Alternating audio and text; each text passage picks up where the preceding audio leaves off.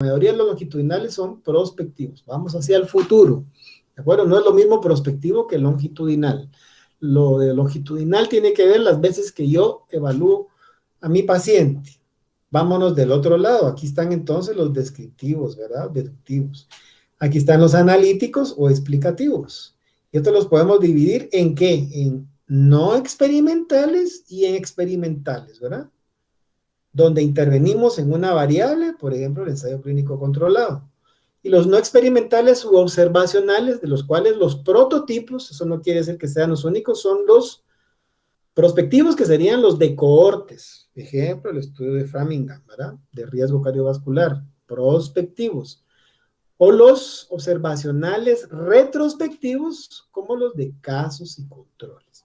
Estudien bien esto, ¿verdad? Vuelvan a repasar esta clase para que les quede bien claro a la hora de su diseño, si lo van a hacer transversal o si van a seguir a su paciente, ¿verdad? Si lo van a hacer en cuanto al tiempo para atrás, buscando en su historia, o si quieren ver cómo se van dando los fenómenos en el futuro, llamémosle así, del paciente. Eso es bien importante, ¿verdad? Si solo están observando, si solo están describiendo, o si solamente, o si están interviniendo, ¿verdad? Que sería por este lado. Ténganlo bien claro. Si no, después se hacen bolas en el protocolo. Bueno, estudios descriptivos transversales. Típico, ¿verdad? El estudio de prevalencia. A ver, ¿quién me dice qué es la prevalencia? Los que hicieron el EPS ahorita. Plural. ¿Qué es una prevalencia?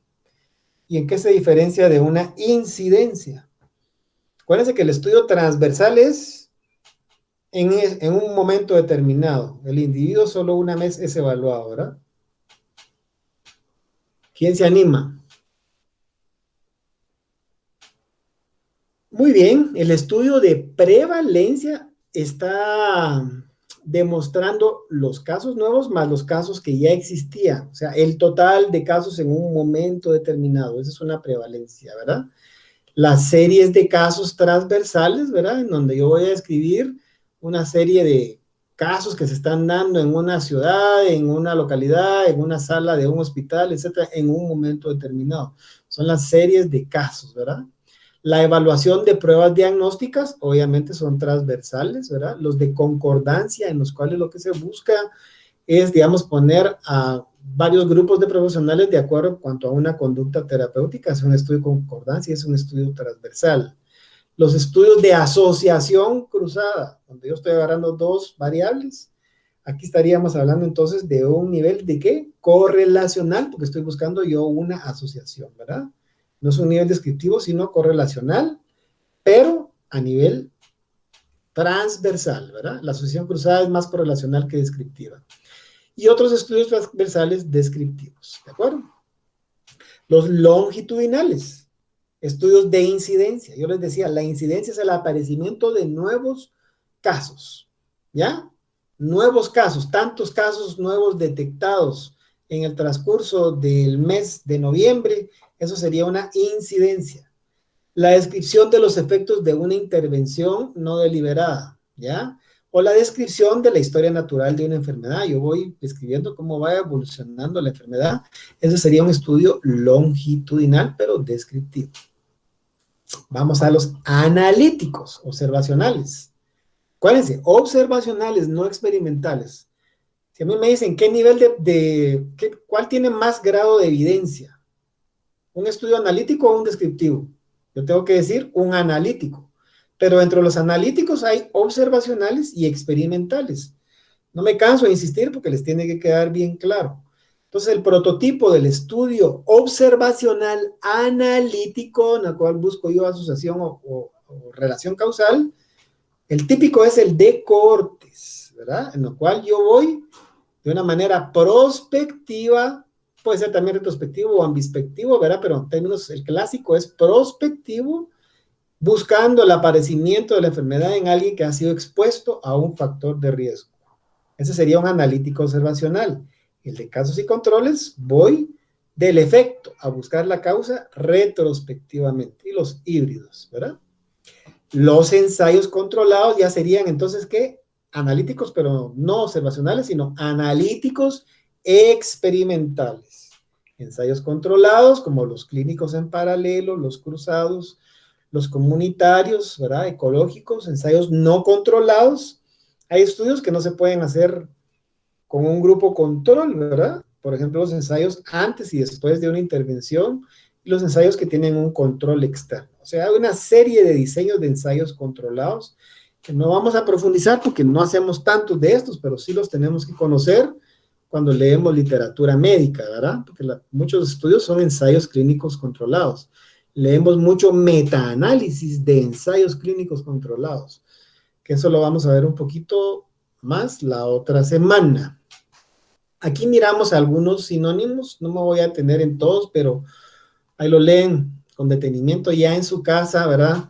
Por ejemplo, el ensayo clínico en inglés también se le conoce como clinical trial, ¿verdad? El ensayo de campo, el field trial, ¿verdad? El ensayo ecológico. Ensayo comunitario de intervención, community intervention trial, ¿verdad? Esos son experimentales. Los observacionales, por ejemplo, el cohort study, ¿verdad? Que es el estudio de cohortes. También estudio prospectivo. Aquí están sus definiciones, ¿verdad? Prospective, study, follow-up, study, concurrent study, incidence study, longitudinal study, ¿verdad? Pero eso refiere a los mismos términos en español. Cohortes históricas. Y aquí hay una serie de sinónimos que ahí los leen porque así los van a encontrar ustedes cuando vayan a revisar la literatura, que la gran mayoría es inglés. Esa es la otra cosa, ¿verdad? Tienen que dominar el inglés si quieren ser buenos pediatras, ¿verdad? Para mantenerse al día tienen que saber leer bien inglés, por lo menos literatura científica, ¿verdad? Bueno, a ver, estudios de cohortes. Ya les puse el ejemplo de Framingham. ¿Es un estudio prospectivo o es retrospectivo? Es prospectivo, longitudinal, ¿verdad? Yo voy a seguir al paciente hacia el futuro, ¿ya? Lo voy a seguir varias veces, lo voy a medir. El típico ejemplo del ensayo de Framingham, ¿verdad? Entonces, ¿qué es una cohorte? Una cohorte es un grupo de sujetos que tienen una característica común. Por ejemplo, todos los pacientes, todos los neonatos de la unidad en el hospital Roosevelt tienen una característica que son neonatos, ¿verdad? A los cuales los voy a dividir en dos cohortes, o sea, en dos grupos. Unos que están sujetos a un factor de exposición y otros que no están sujetos al factor de exposición, y los voy a seguir en el tiempo hacia el futuro para ver las diferencias que hay entre los que estaban expuestos al factor teórico de riesgo y los que no estaban expuestos, ¿verdad? Realmente el estudio de Framingham lo que se hizo fue agarrar población sana, jóvenes y viejos, pero digamos una población, una cohorte norteamericana, a la cual se siguió durante 10, 20, 30 hasta que se murieron. Lo siguieron toda la vida y ahí se fueron viendo cómo fueron apareciendo, digamos, arteriosclerosis, hipertensión, etcétera. Por ejemplo, en la gente que era sedentaria o en la gente que fumaba o en la gente que tenía altos los niveles de triglicéridos, etcétera. Esos factores se fueron probando a través de la historia, ¿verdad? Se fue desarrollando la enfermedad hacia el futuro, pero se empezó con individuos que sanos. Importantísimo en los estudios de cohortes, ¿verdad? ¿Podríamos entonces estimar la incidencia? Sí, porque estoy empezando de cero. Estoy empezando con individuos sanos. Y la medida que yo voy a utilizar es el famoso riesgo relativo, el RR. El RR no lo uso yo para estudios retrospectivos, lo utilizo para estudios prospectivos, ¿verdad? Que es el riesgo de presentar la enfermedad en los sujetos expuestos en relación a los no expuestos. Eso lo vamos a ver con más detenimiento la otra semana, ¿ok? Puedo medir magnitud de asociación, que tanta asociación hay, ¿verdad? La fracción o porción atribuible de los casos de la enfermedad debido a que se expusieron, las diferencias de incidencias, etcétera, ¿verdad? Aquí está diagramado. Es una gran cohorte, ¿verdad? Que la divido en dos. Unos que estuvieron expuestos, por ejemplo, estos fuman, estos no fuman, ¿verdad?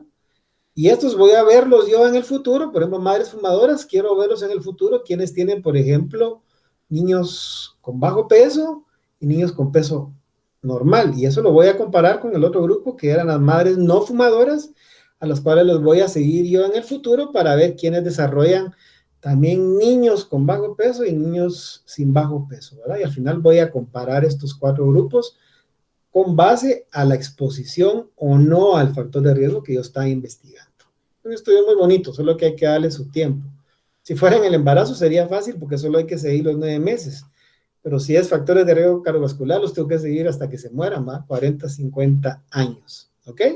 Entonces vamos hacia el futuro, ¿de acuerdo?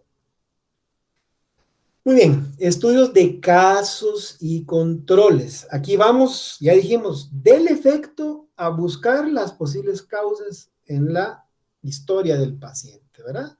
Entonces agarramos un grupo que son los que tienen la enfermedad de estudio, enfermos, digamos, y es a los que los voy a llamar yo casos. Y otro grupo que tiene que ser idéntico a este grupo, solo que diferenciándose que no están enfermos, ¿verdad? O no tienen el factor que yo quiero investigar, al cual los voy a llamar yo controles. Y en ambos grupos voy a estudiar yo el factor de estudio. Pero ¿qué voy a hacer si ya, digamos, ya tengo el grupo de los casos, de los que están enfermos? Lo que voy a hacer es revisar en su pasado qué factores de riesgo pudieron incidir en que estos se enfermaran versus los controles que no se enfermaron, ¿verdad? Este sería el estudio de casos y controles. Empezamos con los casos, que son los enfermos, y los comparo con los controles, que es un grupo idéntico a este, pero que no están enfermos. Ojo, ¿verdad? Muchos hacen estudios de casos y controles durante la residencia, y donde tienen más problemas en definir el grupo control, porque yo no puedo comparar peras con manzanas. Si, por ejemplo, mi estudio son pacientes con enterocolitis necrotizante, ¿verdad? Prematuros, yo no los puedo comparar con pacientes sanos de 9 meses de edad, ¿verdad? De 7 libras, porque no puedo comparar peras con manzanas. En otras palabras, los estudios de casos y controles tienen mucho más sesgos que yo no puedo controlar y que debería minimizar que los estudios de cohorte, ¿verdad? En el ejemplo que les estoy poniendo, ¿qué tendría que hacer? Un grupo idéntico a este, pero que no desarrollaron NEC, ¿verdad? Entonces, mi grupo control sería pacientes que no tienen NEC, pero que tienen todas las características. Son de bajo peso, son prematuros, estuvieron en el intensivo, tuvieron lactancia mixta, igual a este grupo, pero no tenían NEC.